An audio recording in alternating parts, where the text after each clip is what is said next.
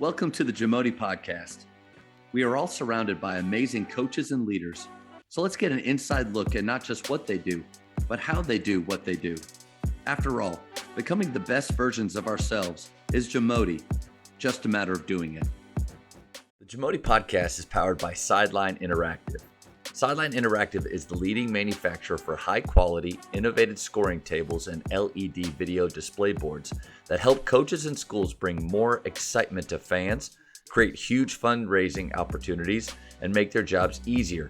Visit sidelineinteractive.com to check out their amazing products.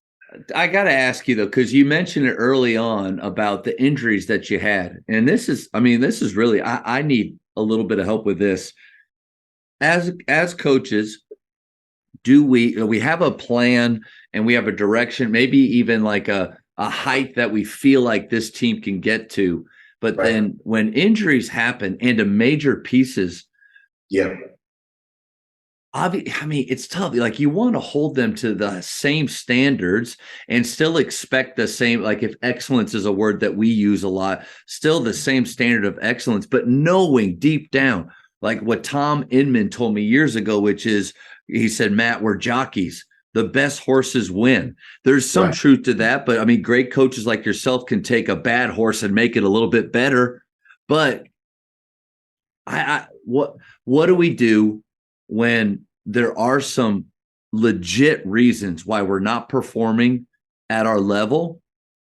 How do we keep them moving forward without feeling like kind of what you've been talking about? I think the thing that, when you were talking, I was trying to listen and correct myself, knowing that I needed to make a good, healthy statement rather than be negative. Okay. I'll tell you what it brought out of me. It brought a personal side, that we're all open to failure. We're all open to not things going our way as planned. You know, we're all open to adjustment and figuring out ways to still do our job the best of our ability while honoring things and others around us. And so that was our thing all year long. Every time we showed up, every time the phone rang, every time we had a practice, it got to a point where we were looking over our shoulders, like, what next? Yeah. What's going to happen to us?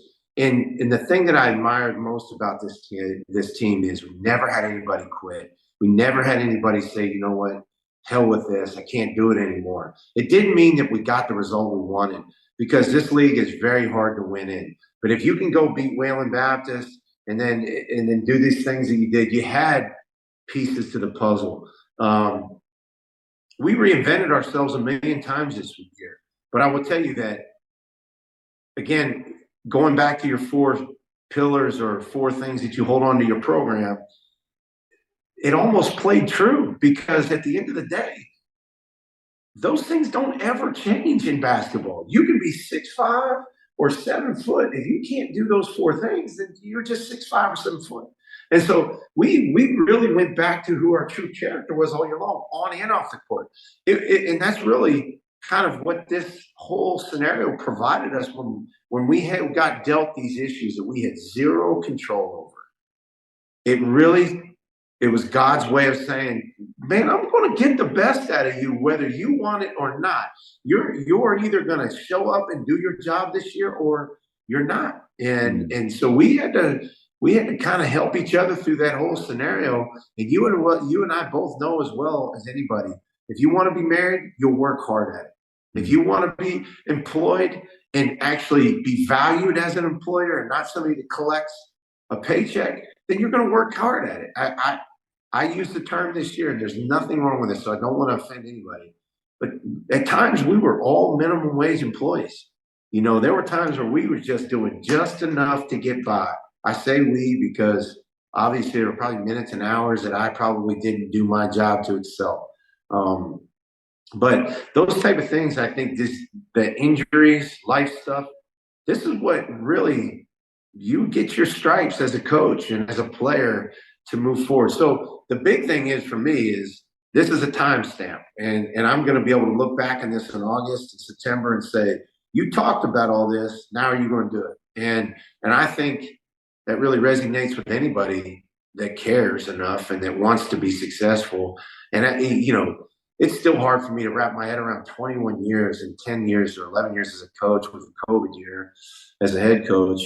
It's still hard to think that I'm still doing this with energy, and with kind You're of not some burnt out yet. yeah, urgency. Like my guys get on me all the time. Like, how come you don't wear any of your rings? And I'm like, dude, because I didn't win them with you. I mean, that'd be kind of like flashing around your ex-girlfriend with your wife. I mean, it's kind of like that don't make any sense. I mean, I'm trying to win these things with you. I'm trying to show you that I don't need that past to get me to where I need to go. I need that urgency to do it now, And don't get me wrong, I mean, a bunch of coaches wear their rings with pride, and they should. I just choose not to, I love that. I love that viewpoint of it, and I think you felt it this year, and so did I. There are times in sports or seasons where we get to define success differently. My senior year at Baylor, 8-21 with 6 scholarship players. Coach Drew first year, we were ultra successful at 8-21. This year, your team, my team, the fact that we didn't have kids that quit, they showed up and worked hard. They gave us our very, very best. It didn't go the way that we dreamt about it and wanted to go. But man, like you and I can still look back with fondness. I think that's a success, because the majority of coaches, but when teams, when they face adversity like that, if the standards and pillars aren't in place well enough, man, it can become a disaster. And you and I didn't experience that.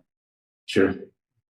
It's good. I think I know the answer to this question based on what you said with your 4 things, but there's a debate out there. It's do you take players and fit them into a style that you love? And I've been on that side. Or do you take the style? Is your style based on the players that you have?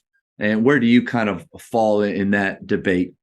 I have always tried to find kids that I want to coach and be around. And then if they possess great characteristics or qualities on the court, I'm always going to adjust to their strengths. So it's kind of, again, we're a liberal arts school, and we get away with some conversations probably that other schools are like, oh, don't say that. I always joke around with my guys. We're all dating. You can get out of this anytime you want, as can I. We're not married. We're not legally bound to anything. I'm going to honor your scholarship if you walk out of here right now, because if you walk out of here now, it's better than sticking around and being miserable, right? And so I look at this like, I'm always trying to earn their trust. I'm always trying to do a little bit more to show them that I'm the mature one and that I'm the one that's been here and done that and can get you to where your goals are wanting to go, right? But on the flip side of that, you have to coach what you're comfortable coaching. You have to do with things that that you'll get the best out of those players. Like, for instance, I call Coach G every year and say, help me with this 1-3-1. 11 years as a head coach, I still don't know how to coach a 1-3-1. But I'm okay with it. I'll be the first one to tell you I'm not doing 30 possessions of it. I'm not doing 30 minutes of it. I'm doing 1 or 2 a game. Give me a tweak. Tell me how to teach it. Let's go. But when it comes to running transition, when it comes to making the extra pass, when it comes to going head hunting the ball and being in great shape, I'll go with anybody. We're going to try to do that. So, again, the players know that coming in. I might have a kid that's really good at pressuring the ball and can keep people in front of him defending, and that's his natural instinct, and I like that about him, where it might make me a little uncomfortable. But I have to play to his strengths, and so that's my humility. I have to stop and go, you know what? I'm going to do what's best for him and the team and us to get us those wins. And so I think there's a constant battling, a balancing act in a lot of ways. I'm not a person that's ever going to sit there and say, it's my way or the highway. Now, we all have disciplines. We all have ways of doing things. There's non-negotiables. But at the end of the day, the playing side of it, I think as coaches, we're getting in a lot of trouble if we sit there and say we're going to get these 17 to 22-year-old guys to adjust to us in the period of time in which we have and still be successful. If you can do that, brother, I don't think you should be coaching college basketball. I think you should be running our government. All right? I think you should be doing things that are way more important because right now, at the end of the day, as far as I can know, there's 15 players and 2 coaches. Who's going to win? Wow. You know, and so we always have to adjust. I mean, every day of the week we adjust. I had a kid on our national championship team named Nigel Young. He came in from UI Chicago, University of Illinois Chicago. He transferred in and he was convinced he could shoot threes. Convinced he could shoot threes. His teammates were going to him, Nigel, stop shooting threes. I kept telling him, Nigel, I'm just telling you, brother, you're one of 12 in practice. I get it. And he would convince me and say, well, just give me more opportunity to rebound the ball. I'm like, but Nigel, if you don't rebound, it's a turnover. And at the end of the day, so I used to I let him spend 5 minutes a day in practice shooting threes. And that was all he needed. I never let him shoot threes in the game because he knew it was a turnover and he was going to limit an offensive rebound or something to that effect for himself. So he never shot it. And that team ended up winning the national championship. Not because of him, but because of my ability to sit there and go, okay, how do I give him a little without giving him a lot?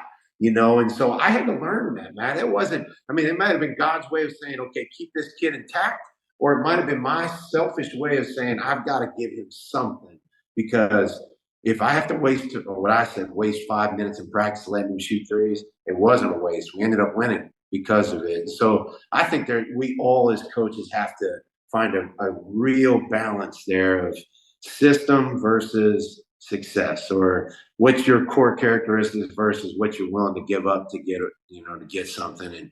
And maybe I'm an outlier here. I don't know. I just only know the way that I can operate.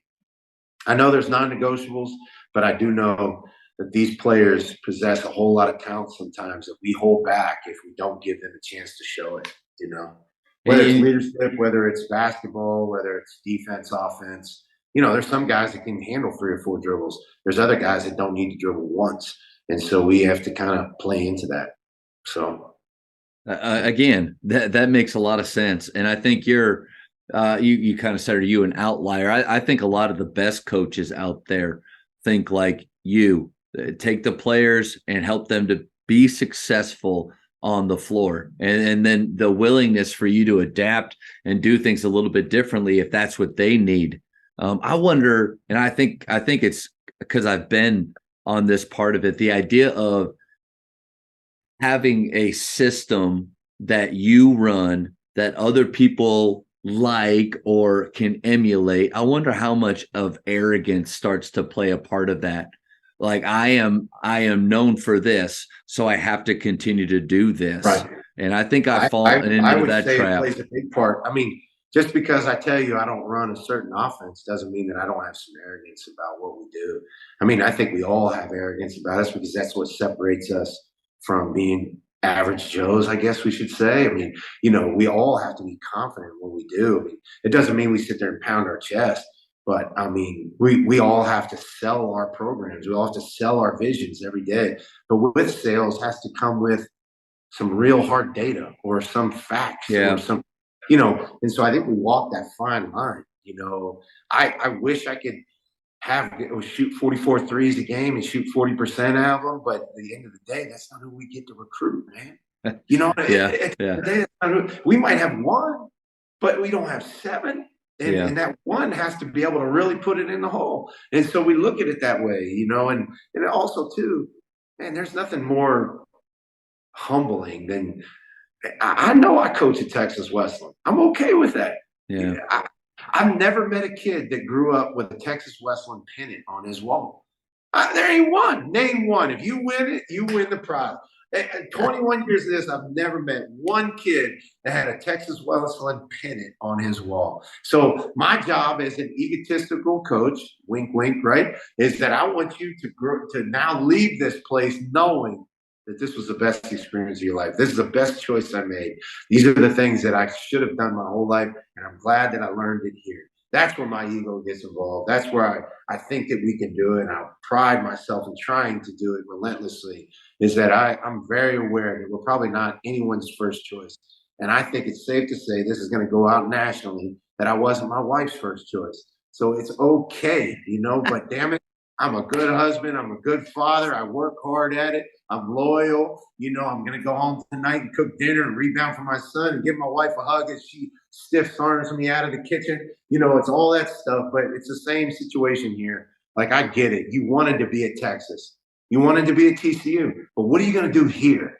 Like, what are you going to, if you're worth your salt, then what are you going to do here, man? And that's where this thing kind of always adjusts, right? We always play the adjusting. And you nailed it. That arrogance and confidence. I think the arrogance stops you from making the adjustments that you need to for your players and for your team. The confidence part allows you to believe and sell it to your players, believe in what you're doing, but still have the ability, the humility to make the adjustments, to let that guy shoot for 5 minutes, even though in your heart you're like, this doesn't help us. But didn't have to worry about replacing the nets on that kid, You saved some money from the program. Working on rebound today, guys. So we're all right. Go ahead. Thank you for checking out today's episode. Please take a moment to subscribe to this podcast, share it with your fellow coaches, and find us on social media for what's coming up next on the JAMODI podcast. It's just a matter of doing it.